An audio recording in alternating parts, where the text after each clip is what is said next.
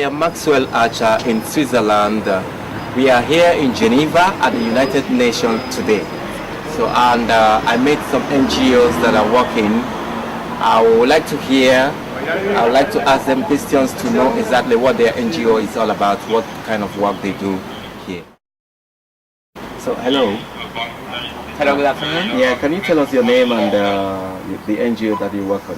My name is Sol Trumbo. I'm from Spain, but I'm based in Amsterdam, where I work for the non-profit research institute, the National Institute. What kind of thing do you do in your NGO? Our organization works with three main groups, with social movements, scholars, and policymakers. And we try to do research and advocacy to provide solutions to the global problems.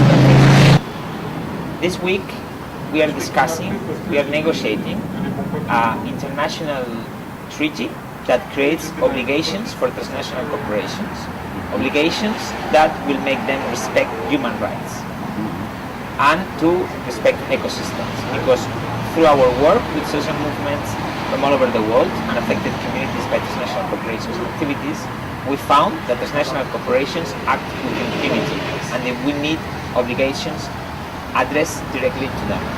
Okay. Yeah, exactly. When we talk about these communities and all these kind of things, I can remember most of you that knows that sometimes in the communities we have the government or the politicians in a country trying to manipulate the civilians. And the civilians in the country, they don't know their right again. They don't have that human right to defend themselves again. So that's exactly what I try to find out, and that's exactly what I want to try to get up from the meaning of what the job they're doing in their NGO. But we have to explain more for us to understand, for the viewers out there to understand exactly what this NGO is really doing in the world today. And at the same time, there are some works in the United Nations where people, citizens, do not have their right to express and defend themselves. Why they call it United Nations? To defend human rights. Are they really defending the rights of the public, the people? That's exactly what we want to know today. And okay, now you can explain to us so many countries and many other countries that are involved in these NGOs and what you people have done, and the projects you have and the challenges you have in this NGO. Yes, it's important to remark that our NGO is not the main protagonist. The main protagonist of this work are the affected communities that have been displaced and have seen human rights violations. So they are the main actors on all this process. Our small NGO, together with many other organizations, is making an effort to make sure that these voices are heard. And what we have witnessed in the United Nations is that a number of countries are really supportive of the process, and other countries really try to block any attempt to create obligations for transnational corporations. On this, African countries have been extremely supportive of these obligations for transnational corporations, while other regions like the United States or the European Union are completely against this process. And here, being in Europe, is a big shame that the European Union is just taking in positive engagement on this process. Okay.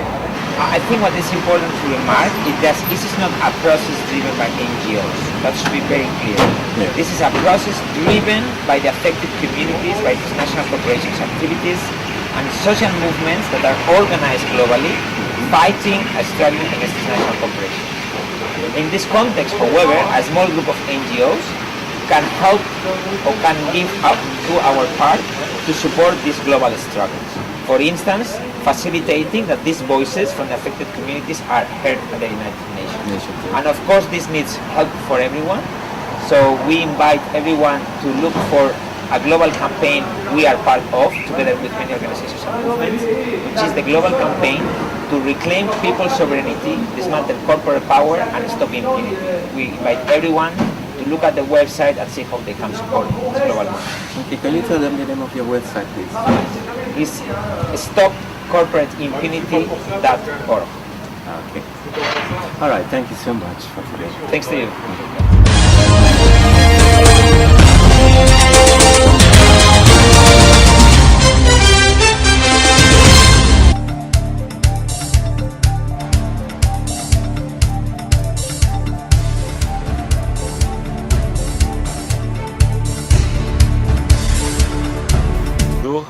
Je me nomme Kwamido Dikondjo. Je suis chargé des campagnes à l'ONG Les Amis de la Terre Togo et membre du comité exécutif mondial des Amis de la Terre internationale.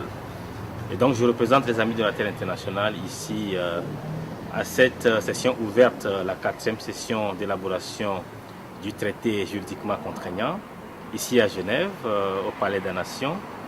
Et donc nous sommes ici pour essayer d'influencer le traité dans la mesure où les communautés qui sont affectées par les entreprises transnationales sont des communautés avec lesquelles nous travaillons.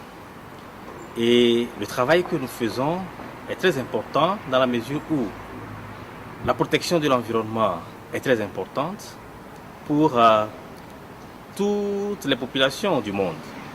Et c'est ce travail que nous faisons. Et les entreprises transnationales, dans leur activité, détruisent la planète, détruisent l'environnement. Et donc, la pollution de l'eau, aussi bien que la pollution de l'air, et même les communautés sont déplacées. Et voilà donc tous ces impacts-là que nous dénonçons. Et ces activités que les entreprises transnationales font sont des activités qui ne facilitent pas la protection de l'environnement. Et donc, nous sommes ici pour influencer davantage le travail que les nations ou bien les États sont en train de faire, cette élaboration du traité juridiquement contraignant. Et nous voulons voir dans ce traité que les compagnies transnationales sont effectivement contrôlées et que leurs activités sont soumises à des règles et que ces règles-là bénéficient plutôt aux communautés affectées. Et donc, nous voulons que les règles soient pour les entreprises et que les droits soient pour les communautés affectées. Donc voilà un peu pourquoi on est ici. Et nous voulons voir à la fin de cette session ouverte, la 4e session, à la fin, nous voulons effectivement voir que le progrès que nous sommes en train de faire par rapport à ce traité, nous voulons que les communautés soient satisfaites et que les entreprises comprennent que effectivement nous rentrons dans un monde où elles sont obligées de se soumettre aux règles et de se soumettre donc aux États et de faire en sorte que les communautés ont la paix et que leur activité puisse donner quand même un droit à la protection de l'environnement. Oui, effectivement, au Togo, quand vous allez au Togo, il y a d'abord cette compagnie que nous appelons MM Mining qui est dans l'extraction du fer. Et cette compagnie a causé des dégâts pour les communautés de Bandeli. Et ces communautés ont souffert, et surtout avec la pollution de l'air, avec la pollution de l'eau, et l'eau qui est une eau de boisson pour cette communauté-là, il y a des résidus de fer qui se sont retrouvés dedans. Et donc, c'est une compagnie qu'il faut vraiment tenir à la justice et pour réparer les torts. Et quand vous allez aussi un peu vers le centre du pays, il y a cette compagnie chinoise que nous appelons Sinto qui, dans ses contrats avec le gouvernement, a déplacé beaucoup de personnes, des communautés. Ok, par exemple aussi à part de Togo, est-ce que vous pouvez donner l'exemple aussi d'autres pays africains aussi qui sont dans le même problème aussi comme ça? Oui, à part le Togo, nous avons le Nigeria.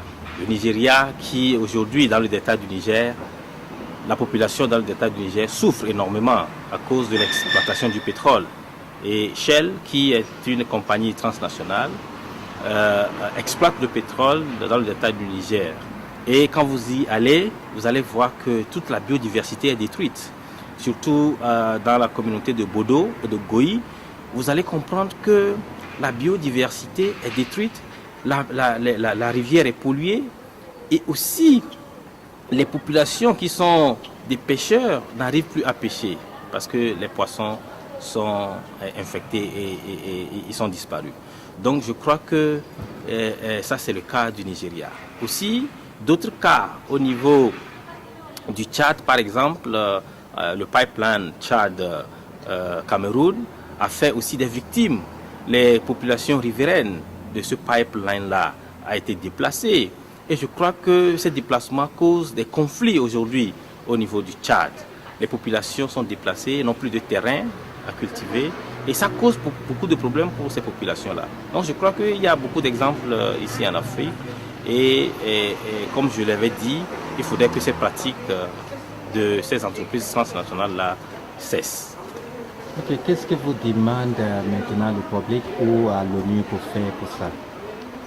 L'ONU doit tenir compte des recommandations des organisations de la société civile. L'ONU doit écouter plus le peuple et que les États doivent aussi écouter le peuple. Et c'est important. Donc voilà ce que moi je demande à l'ONU. Ok, merci beaucoup. I'm Gia and I'm from the Southern Africa Campaign to Dismantle Corporate Power. So you can see our post here at the back. We're a Southern African network of different organizations around Southern Africa pushing to dismantle corporate power. We have a People's Tribunal and we're here also today at the UN pushing and lobbying with a global campaign for a binding treaty on business and human rights. We would like to stop the plunder of TNCs. Okay. And how long have this exposition been here? So the Southern African Campaign to Dismantle Corporate Power started in 2016 when we had our first session of the Permanent People's Tribunal on transnational corporations. Okay. And it's been a platform where community members can come together and share their cases in front of a global audience against transnational corporations, stating the plunder and the corporate impunity. Okay, for this now, for the efforts that you people are making, how are you seeing any improvements so far, so long in what you're doing? Well, this process was started, in 1972 with trying to push for a binding treaty, or rather not pushing for a binding treaty, but with the Ruggie principles or the UN guiding principles. And now we want to get a legislative body to hold transnational corporations accountable. So a zero draft has dropped of this treaty, and this means that there's considerable amount of progress happening, because from a zero draft another drafts will be put forth, and hopefully then we'll have a treaty with teeth that can hold corporations accountable. Okay, is UN cooperating very much well about this now? Because sometimes people tell us that, people they ask for things in UN and they ask for the assistance in UN, they ask for the corporations in UN, but it doesn't come fast the way they want it. So in your own aspect, do you think they are coming faster, or is still the same system of the UN something, medicine after death? Well, like I said, this whole process of trying to hold corporations accountable started in 1972. So it's been a 40-year process. And now we've moved from principles demanding for a treaty. So nothing is supposed to happen quickly, because the power of TNCs has been growing over 40 years. So it's not that we want something to happen overnight, but we'd like it to be sped out, so that we can hold transnational corporations accountable. All right, thank you so much.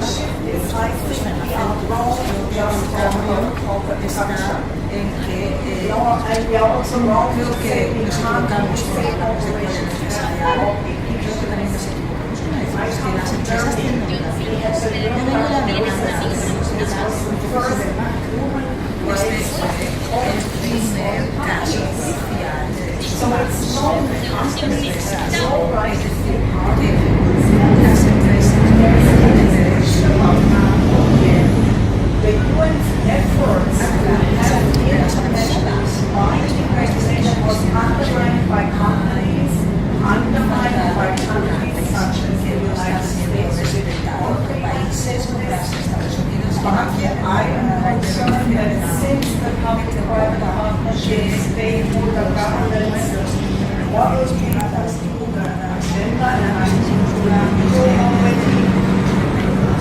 many actors here, including the Director General's campaign, contributed. There is not only comprehension, there is collaboration. There are academics, some people say, well, there are academic institutions. We are not far away from Davos, where we have the World Economic Forum in Davos. The World Economic Forum has done something called the Global Design Initiative, and in the design system of global stakeholder governance. Everybody is a stakeholder, everybody should be included. But if you look what happens in practice is government provides global program of work becomes a stakeholder like anybody else. Regulation is on the companies is off the agenda. And agriculture research academics are told to join the narratives of the 21st century, and we are witnessing this the speed of something called the building of movements, which are manufactured. My question is, we have 40 years of the Declaration of Independence.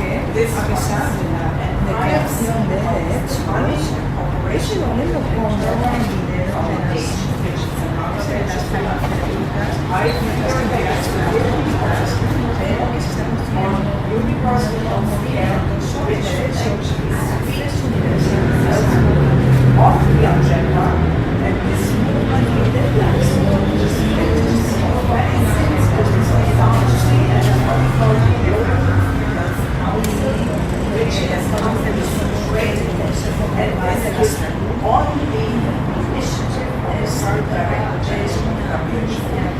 So human rights has to do with global democratic governance, and it's not the companies that are stakeholders in public affairs. We are their stakeholders, which now we are the human rights, we have the human rights holders, and they have undo all our democratic institutions. Okay, do we have You know, the thing is that the questions are lots of questions. We have 5 minutes more because we have another panel immediately afterwards. What I would say is that, can we continue? No, I'm going to read something here that is out of the oven. You know, this is, look at this. This reform also looks to strengthen system-wide integrity, streamline due diligence procedures, and risk management across the UN system, including acceptance of the 10 principles of the Global Compact as a common partnership standard for private sector entities. Global Compact leadership has been asked to consider ways to improve a governance at global level and its oversight and its impact on its local networks, with a particular focus on engaging small and medium-sized enterprises. So, the reform of the UN is basically an expansion of the Global Compact. That's basically bringing private sector into the UN, giving the control over the UN to the private sector. And the other hand, you know, the other thing is that we have this going on at the same time that they are proposing that the whole reform of the UN be adjusted to the 2030 agenda. If you remember the 2030 agenda, who set the 2030 agenda? Basically, the private sector set up, you know, the 2030 agenda. And now they're adjusting the mandate of the UN to the 2030 agenda. And basically, the 7 points of the Secretary General are basically doing that. It's adjustment of the mandate of the UN to the interests of the private sector. So you have a total reversion. So in answer to Thomas, you know, I think when we started doing this rounds of talks about health and corporate capture and GRI and all that, we remember that we mentioned that we were in a time of convergence of power, correlation of power. It's totally negative to us. defending the rights of the people. Basically, what we have right now is a struggle between the rights of the investors and rights of the people. And basically, rights of investors are decided right around here, the corner, WTO, and rights of the people are decided here with no teeth. And WTO has all the teeth in the world. So the question is, either we start a real movement with the social movements, with the people, to change the tide, or we will not find anything, because I don't think human rights exist without the people behind it. So if we don't have the people understanding what human rights are, they are not going to fight for what they have, because somehow they lost the conscience of what human rights are. I think people have lost totally now. I think the social movements are the ones that really have an idea of what's going on with their lives, because they are fighting the day-to-day life in their front. They are facing the attacks of the multinationals. They see the impact of the multinationals. They know what rights are all about. But I think all of us, we forgot a little bit about being a Brazilian. I would say that we are living in Brazil at nightmare, where people, forgot what is the right. They don't know what is a right. They think that being free is given.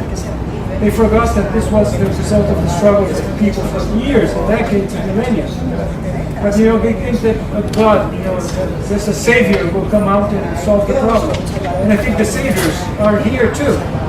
They are the multinationals. They are the ones who are trying to save the UN from the bankruptcy. They're not going to save anything. They're going to dump the WHO into the dump. So that's what I think. That's my message. Does anybody want to say anything? Ask another question? Nita. So can we pass to the next panel? The next panel. Yeah, because say what you want to say.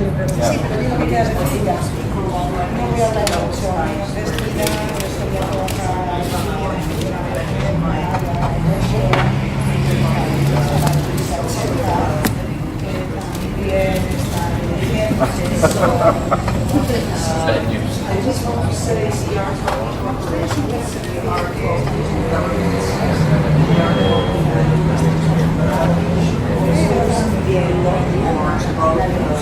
so-called civil society. There's very many non-governmental organizations so to the SDGs and all the processes and others on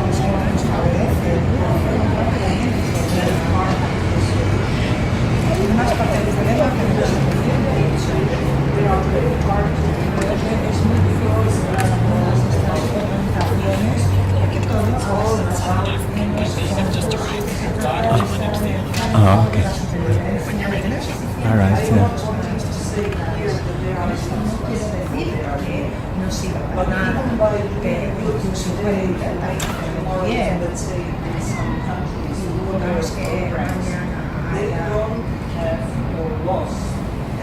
sea a través de y esto es fundamental, de la negociación de leyes de patentes a nivel de los estados y de la generación de mecanismos que supuestamente son para regularlos, pero en definitiva se demuestra más para protegerlos que para regularlos. Entonces, mediante este avance desproporcionado de los derechos, fundamentalmente a las farmacéuticas, hay algunas excepciones en el nivel internacional de defensa de los derechos o del acceso a la salud, como algunas, inclusive Brasil fue pionero en los 90 con el famoso ser aquí mismo, ¿no? Sobre cómo, en qué ocasiones romper, o en ocasiones de salud pública, cómo romper ese sistema candado, ¿no?, de patentes, ¿no? Yo creo que lo que estamos haciendo aquí en la ONU es incorporando lo que Marcela decía de la perspectiva de los derechos humanos en diálogo con la salud. Y lo que estamos diciendo justamente, y ellos tienen una formulación mucho más clara y concisa, es que si ponemos el derecho a la salud, el derecho al acceso a los medicamentos, que es más o menos lo mismo en una dimensión, ante el lucro de las transnacionales y podemos explicar ese lucro medido como un atentado a la salud o al acceso a la salud, rápidamente nos vamos a dar cuenta de por qué ese tema es fundamental para este tratado.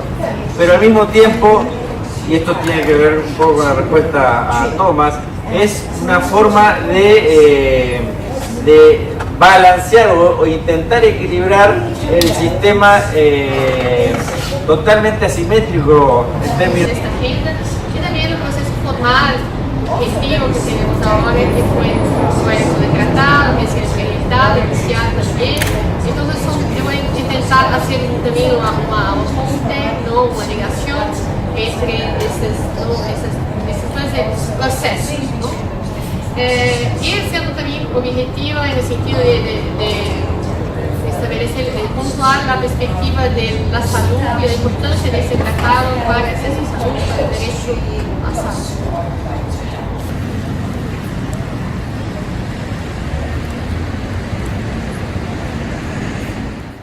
Hello, can you tell us your name? I am Erika Mendes. I'm from Mozambique. I work for Justiça Ambiental, which is Friends of the Earth Mozambique. I'm also a member of the global campaign to dismantle corporate power. Okay, and you? I'm Cassie Pato, and I work at the AIPC, based in Cape Town, South Africa. Also a member of the global campaign. Okay, so why are you here in the United Nations today? So we are here this whole week for the fourth session of this group with the mandate of elaborate a treaty to regulate the activities of transnational corporations. So we are demanding rules for business because of the violations of human rights that are being historical perpetrators. Okay, can you just tell us, explain more for people who don't know exactly what you're talking about, so that they can really, for the lower of the people to understand exactly what you're talking about? So what we can see in regions such as Africa and many others is that there are transnational corporations that operate in different countries with a very complex structure, and because of the very weak legal frameworks at the national level, and of course the impunity of these transnational corporations, they violate human rights and they are not held accountable for it, because they evade the law and they find ways to collude with the states and with other actors and with international financial institutions and banks and credit agencies, and they're actually not held responsible for this violation. So we are here for the fourth year to mobilize, to demand rules for these corporations so that they can be sued for the violations they do anywhere in the world. Okay, yeah. First, if you people heard what she said, it's exactly what I was trying to explain in the first time also. As I said, I am from Nigeria. An example of what she's trying to say that is happening in Nigeria, in Delta region in Nigeria, where you have the shell, where you have the government taking the oil, and the citizens in the area are suffering. They have no base, they have no rights. And also, I can give another example, because you know, when we are talking about something, use yourself and a life example to prove to the public what you're saying. Because this government and these people in the top offices, they have always a point to defend themselves. You know, by telling the public that, oh, they're not saying the truth, or they're saying one thing or the other. But I am a good example of this now. I am from Nigeria, and I live in Switzerland, and I live in Geneva here. I am in United Nations today saying this. It's a reality. And I thank God for the association like this that has come out to defend and to speak about what is happening, you know, for the voice of the people. It's a kind of a voice of the public, the voice of the people. If you go to Abuja, the Federal Capital Territory in Nigeria, they are developing the city, and they are taking the land from the poor people, developing the city without telling them where to stay. without giving them money, without giving them anything. You just drive them away. You develop, you build what you want, and then the people that are staying there before, where do they go? And what happens to them? Who speaks for them? Who defends them? You cover it all with official languages and leave the poor masses to suffer. The same thing that is happening in Delta region in Nigeria.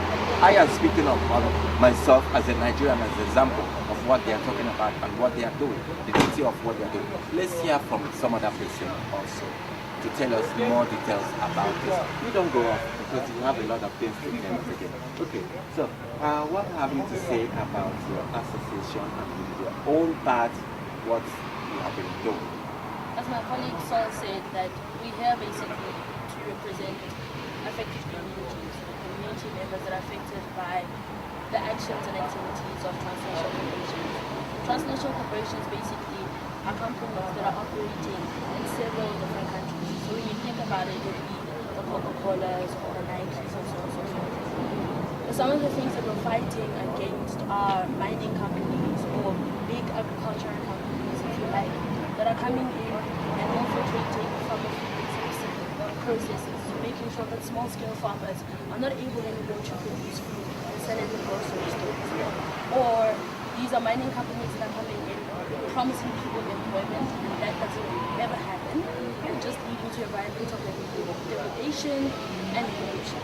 So basically, all these goodwill conversations in relation to development that take place don't happen at all. Communities are still left the same way they were found, or even actually in the worst situation. In Southern Africa, we have a community that's mental health and power, and we've been looking at having a people's tribunal, which is completely different from the Hague processes of having judges. We're looking at having judges that sit on a panel. These are people that are activists, these are people that are academics, that are close to the context, so that understand what communities are going to have and present for us. And the great thing about this tribunal is that it sort of presents an opportunity for community members that are sometimes usually isolated, right, and have no opportunity to link up with other communities and sort of learn and share strategies on how they can agitate and hold corporations accountable. Okay, thank you so much. So, viewers out there, you heard exactly what they said and the way they have explained exactly what they are doing and what they are fighting for. And I hope everybody out there will support this association, will support exactly the good work that is coming up now. In my own aspect, I will give this, like I have a program in CNN that says, impact the world. This is a kind of thing that we expect to see, when we say impact the world. When you watch the CNN, you watch the program, impact the world. This is exactly what we are talking about, to impact the world. You have to put something that will help the world to exist, and not negative things, the things that will manipulate other people. The rich manipulating the poor, the government manipulating the poor citizens or the communities, and then covering it up with some diplomatic languages. That's exactly what I am talking about. That's exactly what I understand from the duties they are doing. Am I right in what I'm saying? If I'm not right, you can put me right. Exactly. You have something else to say? We have such diverse examples of peasants being affected, of workers from mining companies that don't have their labor rights protected. So we have such a diverse amount of examples and cases from all over the world, that the purpose here is really to find a way to regulate these companies, because they are so powerful and sometimes more powerful than the states. Yeah. So it's really important that at the international level there is a way to help these companies to held accountable, because the violations that they are perpetrating in countries in Africa, Latin America, and Asia is not the same that is happening, for example, in Europe, because Europe has stronger legislations, stronger implementation mechanisms. So what we're trying here is to create a level of human rights protection that is the same throughout the world, so that big companies such as mining companies, Shell, Vale, Eni, Anadarko, all of those. Like in Nigeria, Dangote. Exactly, so that they don't choose where they base their activities based on the weaknesses of that legislation, so that we have an even standard where all companies are obliged to protect human rights and to defend human rights. Okay. So we are not like me. I see people watching out there. Many of you that have been seeing and watching my programs. We call this the defense of the people. People defending people. And you know, in my own platform, what is written there is people invent with people. So when you companies that are bigger than the government are taking positions and the governments are covering you up because of the interest of what they are getting from you. So now they deny the rights of the poor masses and the communities behind. These are not human rights. So let's stand up. If UN is called United Nations that works for the rights of the people, they should stand on that logo, United Nations and human rights. They should stand on that human rights to fight for the communities, to fight for the people, the rich, the poor, and everybody is equal. Let's just fight that fight. Thank you.